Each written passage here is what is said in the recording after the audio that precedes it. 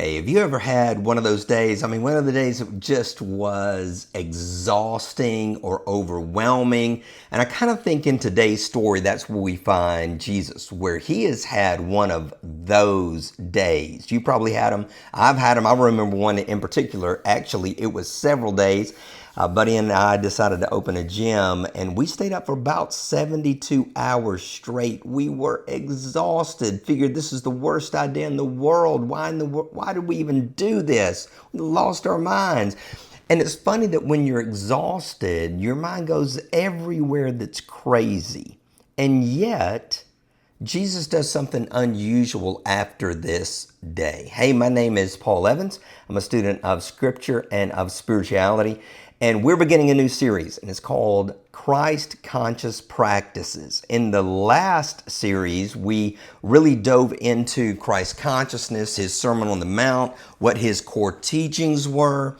And now these are the core practices because, as we saw in the very last episode, he said, whoever takes these teachings and puts them into practice is like a wise man. Whoever doesn't do it's like a foolish man. And now we're going to look at his life and the practices that he did, not because we're expecting that if we can just do what he did, everything would work out, but to understand there's a reason behind these things. And so we're going to begin this first episode to think about solitude for guidance. So in Mark chapter 1, what happens is it's the Sabbath. And he goes to the synagogue. There's a little bit of a disturbance with a man there who has what they would label unclean spirit. He moves it out of the man. And I mean, they can't believe it. Like, what authority is this? Then he gets to Peter, one of his disciples, mother-in-law's house, and she's sick. And he goes and he touches her. He brings her health. And so this is all on the Sabbath. And then where we pick it up is in verse 29. It says, as soon as they left the synagogue, they went with James and John to the home of Simon and Andrew's. Simon's mother-in-law was in bed with a fever, told Jesus, he heals her. Verse 32, that evening after sunset, the people brought to Jesus all who were sick and had impure spirits. The whole town gathered at the door. And Jesus healed many who had various diseases. He also drove out many unclean spirits, but he would not let them speak because they knew who he was. We're not going to dive into that last piece. But you see that once the Sabbath was up, once people thought we're in the clear for this work to begin, they brought all of these to Jesus. He healed many. Now, you may not remember this story. There was a woman with an issue of blood that touched him in the middle of a crowd. And he said, who touched me? His disciples were like, what do you mean who touched me? Crowd's pressing in on you. He said, I felt the energy. I felt the life force go out of me. So if that happened with one person, what would happen with many? What would happen if over the course of the day he healed hundreds? What type of energy expenditure would that be, right? It seems like it'd be pretty intense. And that's what makes this next piece so interesting. Verse 35, very early in the morning, while it was still dark, Jesus got up, left the house, went off to a solitary place where he prayed. This is interesting because after an exhausting day, what do most of us do? We sleep in. We rest. I know I do. I know that when the day's been exhausting, I'm prone to call in and say, hey, gonna be late. Gonna be late today. If there's anything that I can push back, I'll often push it back. Why? Because I know I need to get my energy back. I need to restore. I need to refuel all of these things. And we all feel that way, right? But it says very early in the morning. Early. He didn't sleep in. Now, I'm not saying we don't need rest and we just got to keep pushing. This is not the stereotypical productivity issue. This was not, hey, let's make every moment count. It's that he knew there was something more that he was to do. There was the next stage or the next step or the next purpose. It says while it was still dark. So he's leaving still under the cover of night. There's something on his heart that he knows he needs to do. So he leaves while it's still dark. Jesus got up. He didn't just lay in the dark. He got up, he left the house. He changed environments. He knew the work that he needed to do needed to be uninterrupted, which I think is important too. I think it's great to get up in the morning and have a quiet time. I usually have it right in this room, right here. Maybe I might take a walk.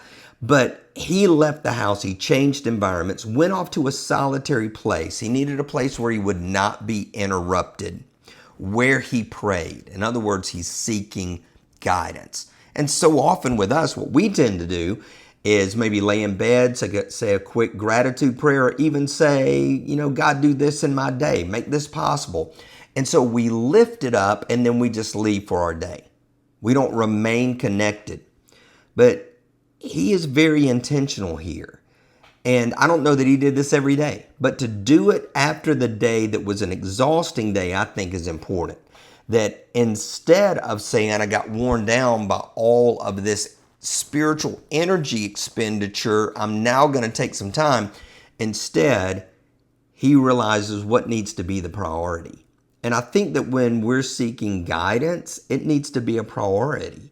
Not simply, I'm just going to every day make sure I lift up this prayer or whatever you call it, to lift it out there and hope that something shows up. This is a very intentional practice. I think the solitary place is very intentional. I think it's important to change environments, to get outside the scope. I think it's important to be somewhere where we won't be interrupted and seek that guidance.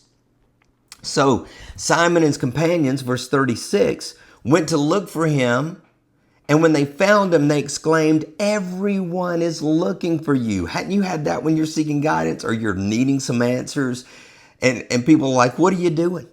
We've been worried sick. We've got expectations about your life. I could just see them saying, hey, there's a crowd lined up at the door. They're seeking some autographs. The guy that you healed last night who was lame, he wants you to sign his crutch. You never know what's going on, but it says everybody's looking for you. We woke up and we expected you to be there. We were depending on you. We didn't know where you were. Instead of going, hey, we've been with him long enough. He's an adult. He can take care of himself. Nope, they were concerned. Maybe they were concerned for themselves. Has he left? Has he gone on to another adventure? Did he leave us behind? Are we no longer part of the 12? What's happening? Or it says that last night he healed many.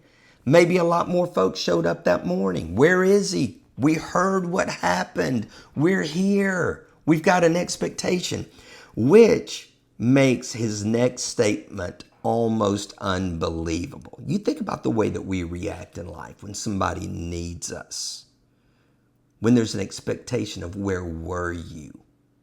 Everybody is looking for you. Jesus replied, verse 38, let us go somewhere else. You'd think you'd go, well, let's get back, let's go. Nope, let's go somewhere else to the nearby villages so I can preach there also. It's why I've come. That's why I'm here. So he traveled throughout Galilee, preaching in the synagogues and driving out impure spirits. Let us go somewhere else. How could he make that statement? Because in the solitary place, he received guidance. And I don't want to make too much methodologies out of this series. I'm not saying that when we go into the solitary place, we're going to automatically get these insights and this clear vision and this clear direction. And when somebody comes up to us, we got the perfect thing to say simply because we've had this encounter. I'm hoping that's what happens. I'm not saying that this is a methodology that if you'll just follow these steps, it'll happen. Because there's a lot that's happening behind the scenes here, right? He did receive guidance immediately. Immediately. The direction was set immediately. But I don't think it's because of the steps he took. I think it's because of the connection that he had. And so the more connected we are to spirit, the more connected we are to source, the clearer we're going to hear, the easier it is going to be to find that direction. And so recently I was talking to one of my great friends, closest friends, Sam, and she said, hey, letting you know I'm going on sabbatical. I said, oh, did you make that decision? Nope, I didn't make the decision. I received the decision. I received the decision. See, that's guidance. And I was trying to get some, methods out of her. How did that happen? What were you doing? I just received it. I just received it. And I thought that was interesting. You see, that guidance tends to stay open when we're connected. We tend to receive when we're connected. I don't know how long Jesus was in solitude praying. It was not very long if the guys got up, recognized he wasn't there, and went and looked for him. So it was fairly quick, right? With Sam, she received it just on the move. Connection. Now, with me, I do have a guided practice, and I'll share that with you. Number one that I tend to do, I hate to say number one, I probably shouldn't even make it steps, is that I like to get centered and get settled. I like to exhale some. I like to try to push the day out. I used to do this in the morning before the day's really started so that I don't feel overwhelmed by anything yet. I've not gotten into activities yet or into my phone, but just get kind of settled and centered, whatever that looks like for you if you want to try this practice. And then secondly, I'll get one of my books out, one of my notebooks out, journals out, and I'll write down a question. And it could be something that I'm looking for guidance on. What do I need to do about this particular relationship? What do I do about this particular scenario, this particular circumstance? How should I handle this? So I'll write that out. I remember not long ago having a difficulty with someone and wrote out, what should I do? How should I handle this relationship?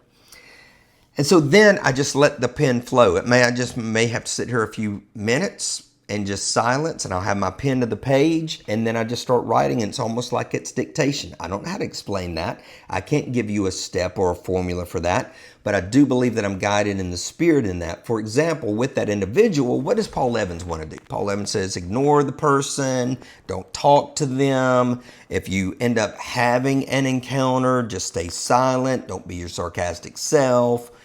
Instead, what I received was write down what you believe their greatest strengths are. Reach out to him and compliment him. If you are engaged in conversation with him, especially in a group, allow him to get the limelight, allow him to get the spotlight, and then affirm if there's anything that's being said. Okay, so that's why I think it's guidance, because that was so unlike me. That is not the stuff I come up with. So in solitude, and I even did that in my desk, in solitude, in quietness, I get centered, I ask a question, I write out the responses if taking dictation. That's my practice. Jesus' practice was to leave, to go out into a solitary place and pray. Sam is connected and just receives. So think about this Christ-conscious practice of solitude, a practice of guidance, receiving guidance. Are you practicing that? Not just studying it, not just studying how in the world do I get close to God? How in the world do I get connected to Spirit? How in the world do I keep in step with the Spirit? What practices are you doing? What I would encourage you to do is to take some time and study and look and see if there's some practices out there, maybe by your fellowship or heritage or one that you're unfamiliar with at this time, and just seek, how do I get guidance from the Spirit? How do I get guidance from God? And study that. What guidance practices did Jesus do? We've studied one, but there's more. And check those out and dive into that. Throughout the series, we're going to be diving into things like this, things that Jesus did to build connection, to keep connection. It wasn't just like, hey, he just arrived enlightened and everything was smooth and everything was easy. We're going to find out that a lot of his practices were challenging. And hopefully we'll be challenged by those as well. If you've not already subscribed to this channel, do that right now. If you've got questions about this episode, make a comment or feel free to get in touch with me through various ways. You can definitely do that by joining the 1010 Life Letter. 1010lifeletter.com. You can always reply to that and ask any questions that you want to ask about this practice, about any of these episodes. But I'm really excited about this season. I'm excited about jumping into these practices of Christ consciousness that allowed him to have this amazing, even miraculous and mystical connection. And I believe that we can grow into that as well. Be blessed.